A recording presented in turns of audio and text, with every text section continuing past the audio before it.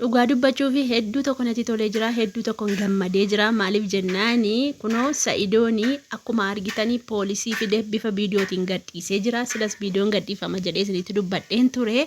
Bifa viidiyootiin gadhiisee jira jechuudha. Viidiyoo ishee waraabee dhugumaani Sumayyaa hiisisee jira jechuudha. Saniyyuu immoo difiratiidhaan isaa poolisii fudhatee dhaqee isaa poolisii geeffatee dhaqe maal jettiini? Qabeenya koo naa hirii, qabeenya koo naa kennuu hin dandeessaa. Yoo qabeenya koo naa hirte malee ijoollee kee hin argitu jetteen mee ilaala. Ijoolleen moo eessatti geesse? Gondoritti geesse. Biyyatti gashee ijoolleen harmee koo bira jirti jette. Ijoolleen isaa harmee isaa bira jirti. Akkamittiinitu qabeenya barbaaddi. Ijoollee achi keesse Sa'idoon dhaquu hin danda'u gaabettanii inni naqa. Ijoollee isaatiif waan baay'ee ta'ee jira waan ta'eef. Ijoollee isaatiif wanti hin kaffalin hin jiru waan ta'eef. Sanii fi maal jettiin qabeenya naa hirtaa jette. Ijoollee dhaxxee harmee isheetti laatte jechuudha. Qabeenya immoo isarraa akka barbaadde dargaggootti yaaftee hiriyoota ishee fira isheetti yaafteetu qabeenya hirkaa sassaabbachuu fi hirkaa fudhachuu fi ijoollee achitti gashitee jechuudha. Mucaan kun miskiina akka gowwaadha homaa hin beeku qabeenya fuudheetu kennaafi jechuudha. Isa situmeetu isas morodee jedhi. Sa'idoon gowwaa miti. Sa'idoon gara laafessa ta'e malee gowwaa miti jechuudha. Sumayyaa ko hin goyyoomin. Situ goyyoomaa jira. Situ badaa jira. Osoo hin badin osoo hin goyyoomin mucaa fidiiti qabeenya ijoollee keetii lammanii inni amma oracha jaartiin samaa itti mee nama sammuu qabu nama beekumsa qabu laala. Qabeenyi nuti amma horanneeyyuu horachaa jirruuyyuu jette. Kan ijoollee keetiiti, kan saaniiti. Sumayyaan goyyoomaa jirtii jette. Ilaali. Argite? Iseen iyyuu akkas jette ati mana hidhaatti basabbasi. Sa'idoon nama qaldiiseeti. Argite? Duris waa'ee Sa'idoon beekta. Ammas hin beekta. Garuu utuma beektuu gowwaa taate. Utuma beektuu jaamtee jechuudha. Warra har'a si wajjin dhaabbatee, si wajjin Sa'idoo miidhuudhaaf, si wajjin Sa'idoo waraanuudhaaf, si wajjin Sa'idoo ajjeesuudhaaf.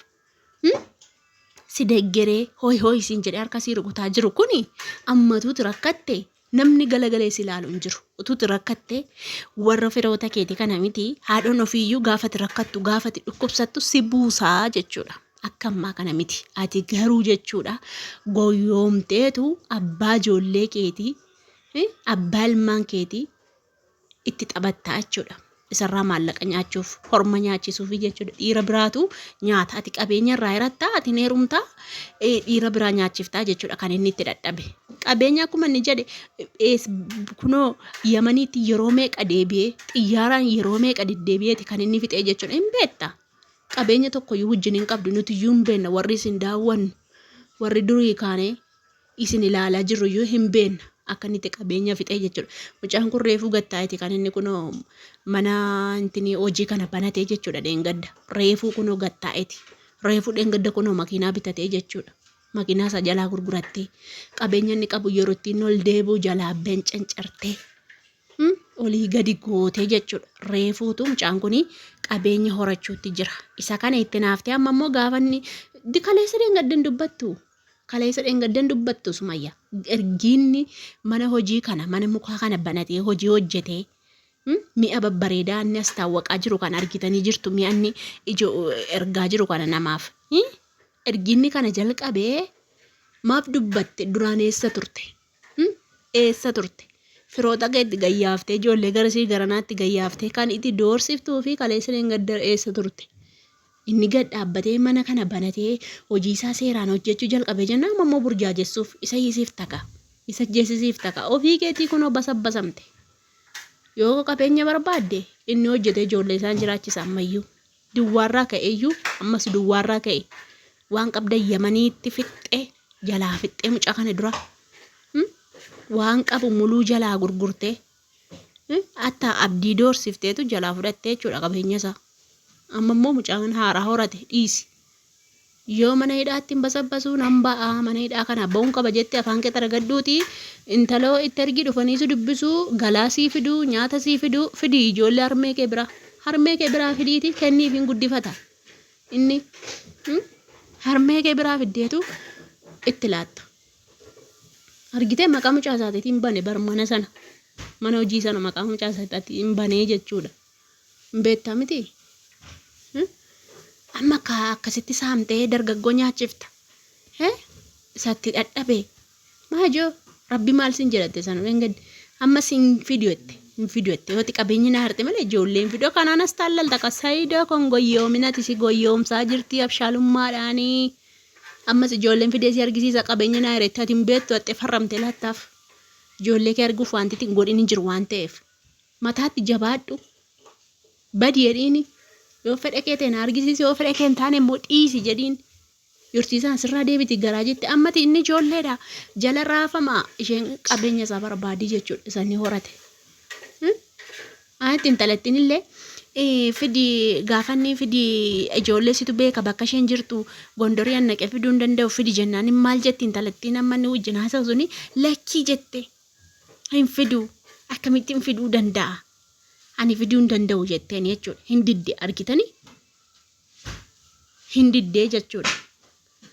Dirqama yoo fi mana sumayyaan mana dhaatiin basabbasu lakkii bornan gaabbaa ijoolleen koollee bornatti gaddu isa bana akkasittiin ijoolleen kun hin guddatti viidiyoo kanan argiti takka guyyaa tokko sumayyaa hacuuce hin beekonni takka sumayyaa gadi qabee hin beeku ijoolleen kun hin guddatti hin argiti beektanii argitu booddeen gaabbiti sumayyaan yoo isheen sumayyaa dhiiste ijoolleen kun biraan dacheen gara isa iddootti haa guddattu waa'ee miidiyaa bartu silkii qabachuu haa bartu yoo isheen booddeen dacheen amma gaabbiti sumayyaan amma gaabbiti ijoolleen fiduutu ofii ijoollee baadiyyaa goodetti argite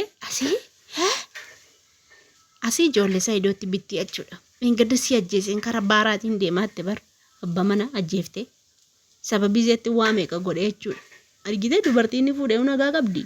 Ijoolleen fuudhee nagaa qabdi. Qabeenyaatu sammuu dhabde malee sumayyaan qabeenya isheen nuti amma tokko jennee horachaa jirru kunuu jette ilaal reefu jireenya isaanii wajjin jalqaba. Dubartoota haaraa fuudhe kanaa wajjin reefu jireenya jalqabaa sayidoon. Kun hundi otoo mucaa fiddee sumayyaanii kan ijoollee keetiiti jette argite. Tokko tokkotti ofitti hin dhiyeessini akkanas gootee sumayyaanii ofitti hin fidini jetti. Akka nuti amma jechaa jirru kanaa jechuudha. Kanaaf sayidoo keenya rabbiin si haa eegu rabbiin si haa tissu dhugaa rabbii ani hiisisuu isaa hedduu gammade haa bartu namni yoo hidhame barumsa irraa barata beektanii miidhaaf osoo hin taane barumsa barata namni gaafa hidhamee jedhu waa irraa hubata beektanii namni gaafa badii balleessu edaa akkanaa jedhe yaadisaa galagalfateetu barumsa barataa jechuudha. Kanaaf wanta baay'ee fira isheetti fiddee fira isheetti gootee waan baay'ee taasiftee jechuudha mucaafan sanii fi ana akka kootti gammadeen jira. Maaliif barumsa irraa sababii isheen barattuu fi wanta sayidoon keessa jiru ijoollee kaarraa addaan baate anaarraan dhagee ijoollee akka isheen ijoollee gooda buuftee haadhattee ergitee warra dhagee baran dhugaa rabbii har'a dhageen. Kan hundaa kan isheen gootu gowwummaa isaa argatteetti. Sayidoon jabaadha. Nama malaan deemuudha. Nama humnaan illee deemuudha. Argitanii nama seera beeku, nama ilaafee beekuudha jechuudha. Nama sumayyaan akkasumaan itti taphattu miti jechuudha. Hiriyoota ishee itti taphachiiftu. Dargaggoo garsii garanaatti yaaftee itti taphachiistu miti jechuudha sumayyaan. Sanii kana hedduu tokko gammadee jira. Hedduu tokko natti tolee jira jechuudha dhugaa dubbachuuf. Dhugaa bageessise. Mee warroonni akka kooti. Sayidoo jabaa. Goota keenya leenca keenya baga gammaddan hundi keessan baga gammaddan dhugaan isiniin jedha baga gammaddan hundi keessan ani hedduu tokko gammadee hedduu tokko natti tolee jira jechuudha sumayyaa ati immoo barumsa irraa baradhu kan kanaa achitti basabbasta akka sayidoon jedhe akkasi.